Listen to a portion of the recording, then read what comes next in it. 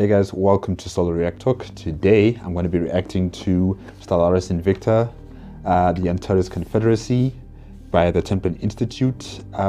Today I'm going to be reacting to two videos in particular, the fall of Melaka and the United Terran Protectorates.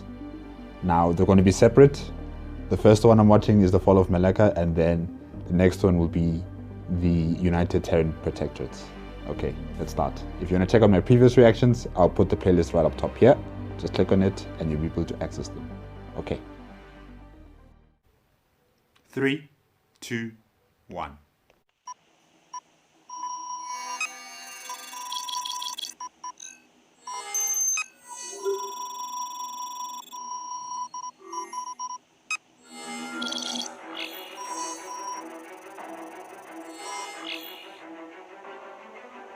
When the first Confederate ships slipped past the boundaries of the Antares miasma, they found a galaxy waiting to be explored and settled.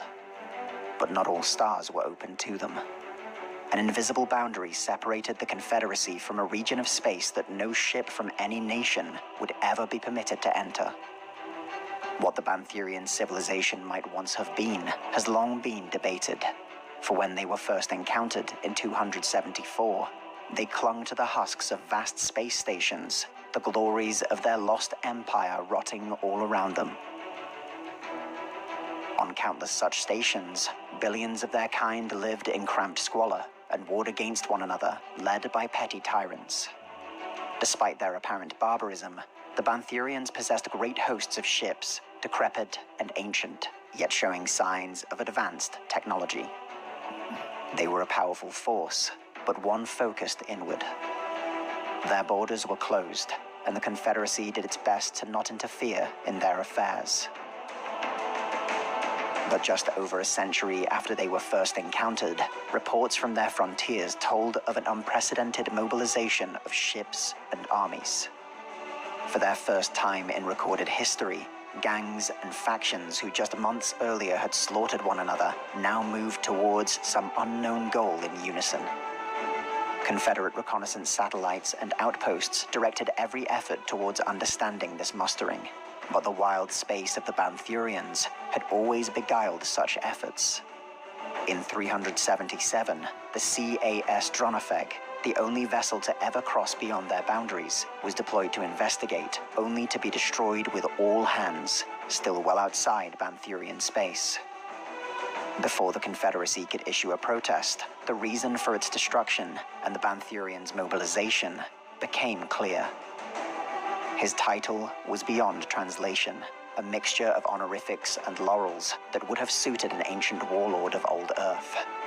To Antares, he was known simply as the Great Khan. Already wrapped in mystery and legend, his heralds proclaimed that through guile, charisma, military genius, and supernatural power, he had won the devotion and loyalty. That supernatural power must be his psychic abilities. I'm sure this guy was a psyker. There's no other way that he would be able to unite all these desperate clans and peoples on these star bases, star stations, and then unify them all into one group that would attack the rest of the galaxy and conquer the rest of the galaxy. Like, no, this guy had psychic abilities. I'm sure of it. I'll bet my money on it. Of the entire Banthurian race. Confederate intelligence struggled to separate the facts of his life from fiction, but one point was undeniable. The Banthurian Khanate was on the move. When the herald of the Great Khan appeared before the Parliament of Antares, he offered a simple choice: capitulate or be destroyed. Military planners within Antares had long since feared the unification of the Banthurians, and the border was far from undefended. Naval Station Koloa was the largest and most formidable of its kind ever built by the Confederacy. It bristled with heavy guns, hangars, and other weapon emplacements, and was itself surrounded by a further network of other, smaller outposts. With the proclamation of the Great Khan, the 1st and 4th Confederate fleets were sent to assist Koloa. considering the government structure of the Antares Confederacy and how they procure ships for the Antares Confederacy and how they fund their military operations, this is quite impressive. I will give them that they already had a starbase prepped for war that had defensive stations, and now they're also bringing in 2 fleets to come and defend the station to further bolster its defense. That's quite impressive. I've never really been bought with the Antares Confederacy in how it gives mandate to its military, because I don't know, like it depends on the individual states to contribute to the Antares Confederacy's military. So I still find it a bit shaky there, but they're proving me wrong. They have a starbase. They're ready to fight. Okay, let's continue. Creating the largest concentration of military power in the history of Antares. The First Battle of Koloa was a Pyrrhic victory. Both the stations and fleets of the Confederacy had been so ravaged by the Khan's forces that when a second Banthurian armada, equal in size to the first, appeared in the outskirts of the system, there was no choice but to retreat. Naval Station Koloa was destroyed, and with it, the road to the heart of Antares lay open. The first world in the path of the Khan was Melaka, pride of the Prithvi star system. It had been discovered in 232, colonized in 291, and had rapidly become the center of the Confederacy's industry and commerce in the region.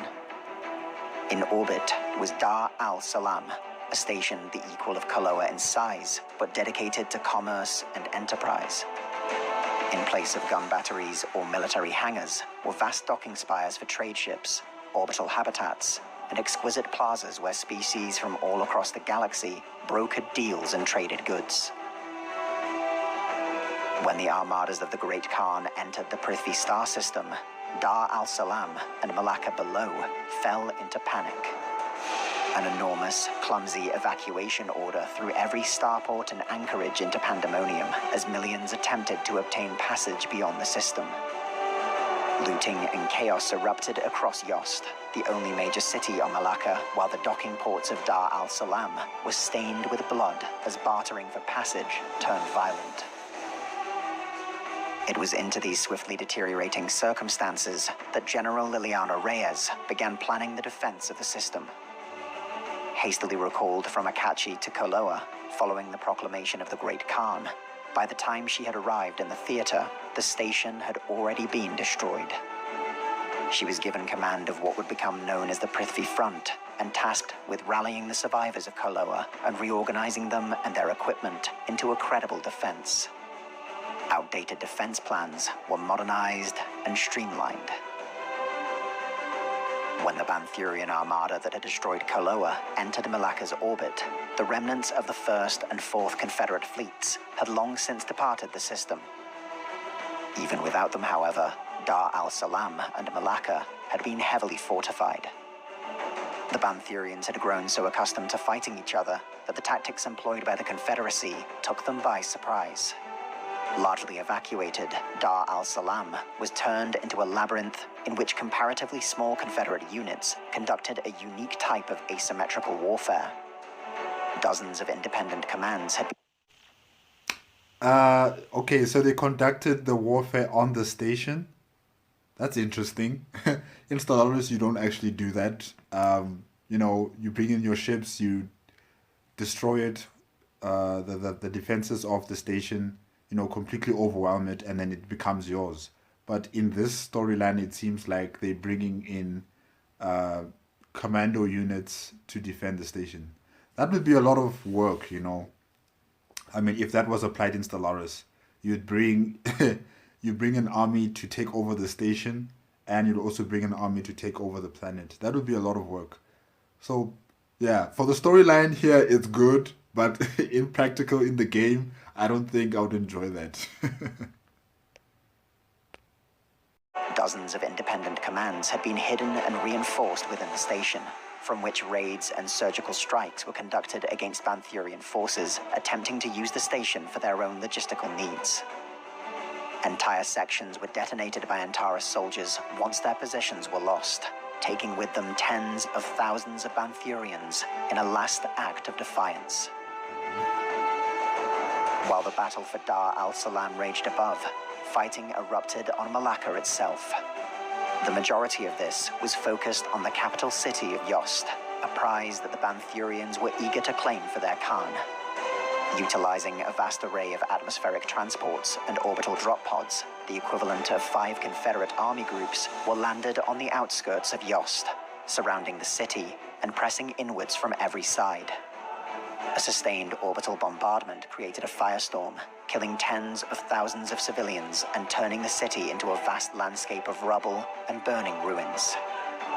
A raid against the Banthurian forces, the Confederate garrison was outnumbered nearly 15-1, and before contact was lost with the system, the Antares General Staff estimated the city, and then the planet, would fall in no more than 2 weeks. To negate the advantages of the Banthurian armada in orbit, General Reyes... Okay, what happened to the first fleet, the second fleet of the Antares Confederacy? Because the ones that went to Koloa were the third and fourth, right? So what happened to the first and second fleet? Where are they? Where are the reinforcements? because really, Melaka is in trouble. Oh, okay, let's continue. And her subordinate commanders adopted a tactic of keeping their front lines positions as close to the enemy as possible. Reyes herself described this as hugging the Banthurians, and its use slowed their advance by reducing the effectiveness of their supporting fire from both orbit and on the ground. The carnage of the urban fighting on Yost was like nothing else in Confederate history, eclipsing by far even the largest battles against the Anthorians or Beldros. Landmarks that had once been the pride of the city were turned into fortresses. Luban Tower, a multi-kilometer-high skyscraper, would become almost legendary in its defiance of the Banthurians, in which a single understrength brigade repelled dozens of attempts to storm the building before it was finally destroyed by an orbital strike. This same story repeated itself dozens, if not hundreds of times across the city, as the hordes of the Khan were forced to fight city block by city block, building by building, street by street, and brick by brick. Confederate defenders created a network of tunnels running through ruined buildings and into sewers. Multiple times, Banthurian support elements advanced across what they considered to be dead ground, only for the dead ground to spring back to life and envelop them. Such was the ferocity. That kind of reminds me of the Dune. I forgot what they were called, the soldiers on the planet. You know how they're like hidden in the sand, and then when you think like the field is empty or your surrounding areas are empty, they just come out of the sand and they just start attacking you. That kind of reminds me of that when the narrator said that. And that was fun. That was interesting. Such was the ferocity of her defense and the disproportionate losses her forces inflicted on the Banthurians that killing General Reyes became a notable priority for the Khanate. Intercepted transmissions between Banthurian commanders included mention of her as a terrible butcher, and when word of these transmissions circulated across the defenders, the name stuck and provided a welcome boost to morale. General Reyes, terrible butcher? Okay. Interesting. Okay, terrible butcher. Let's go. General Reyes had hoped to delay the Banthurian conquest of Melaka long enough for a Confederate counterattack. But when multiple Khanate fleets, each equal in size to their armada in orbit, was spotted across the sector front, it was obvious that the fate of their world was sealed. One by one, the fortresses of Yost were stormed or destroyed from orbit. General Reyes herself was killed when fuel silos, thought to be empty, were ignited, and burning liquid propellant incinerated her command post. The last major action on Melaka occurred in the center of Yost, around Discovery Plaza. It was led by the 1077th Tank Regiment, together with surviving elements of dozens of other units from the Confederate Army, Confederate Navy, and the Antares Pioneer Corps. Driven by the mistaken belief that General Reyes was still alive and among their number, the Banthurians resisted striking the site from orbit, instead hoping to secure the last defenders. They were killed to a soldier after 30 hours of ferocious resistance, bringing the Battle of Melaka to a close after 6 months. In the wake of the victory, the Great Khan himself arrived upon Melaka. Together with his highest council, he toured the battlefield of Yost and spoke not only with his own troops, but with Confederate soldiers and citizens that had been captured. The alien, martial culture of the Banthurians demanded that a full account of the battle be made, and the heroics and honors of all involved be properly accounted for. In a strange type of religious ceremony held in the remains of Discovery Plaza, the Khan personally decorated the 99 highest surviving officers among the Confederate defenders. In a speech broadcast... That is interesting. That is very interesting. Wow, I've never... Such respect for your enemy. You know? Even accounting the true... detailed report about what happened on the battlefield, who died when, how did they die, whether it's the enemy or your own people, it doesn't matter. He wants a true and accurate account. I like that, you know, because usually when the victor is victorious, he writes his own narrative, he or she writes their own narrative of victory, and it's always in the good light. But here, the Great Khan wants accurate, detailed information, a blow-by-blow account about what happened. And is also decorating the soldiers of the Antares Confederacy. This is some sort of like psychological warfare. This is psychological warfare, guys. To the Confederacy directly, he declared that 248 ships among his vast armadas would be named in honor of the defenders of Melaka. A battleship bearing the name of Liliana Reyes of Antares would be among them. This episode of High Command was based on a battle that occurred during Stellaris Invicta. If you'd like to join the Temple Institute as we guide the Antares Confederacy back to Earth, the next stream will begin on our Twitch channel 1 hour after this video went live. Additionally, the Fall of Melaka, a new piece of artwork commissioned to commemorate this event, is also available to purchase as a poster over on the Templin Commissary. You'll find the links below.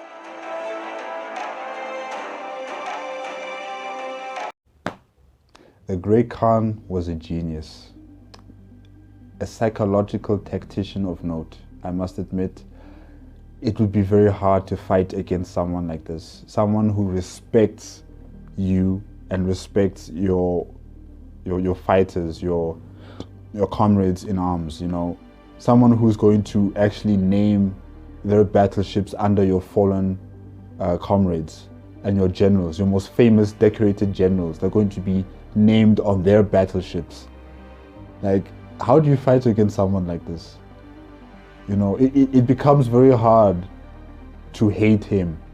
It becomes very hard to hate the Great Khan and his conquest and his vision of uniting the galaxy if he's so respectable to you or respectable to your armies, you know.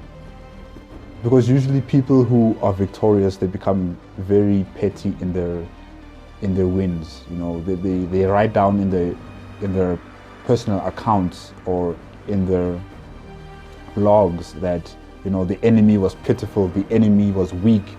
I burnt down their cities, I destroyed their culture, I killed everybody. I had total complete victory, even though in the true accounts of the battle or of the war, it didn't really happen that way.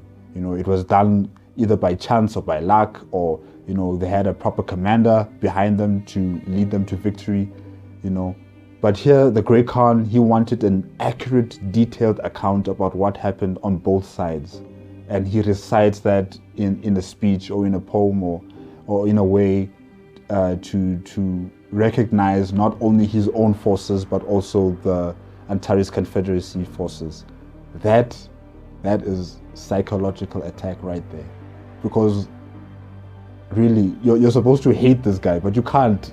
You just can't. You just can't. And when you fight against his battleships, they're named after your own fallen comrades. Like, it's hard. It's really, really hard. Yeah, the Great Khan, he surprises me. He surprised me. He surprised me. Okay, guys, that's it. I'm going to be watching the United Terran Protectorate next. It will be right here. Just click on it. If you like the video, please give me a like, comment, and subscribe to my channel. Click on the notification bell if you want to be up to date with my latest videos, and I will see you next time. Okay? Bye-bye.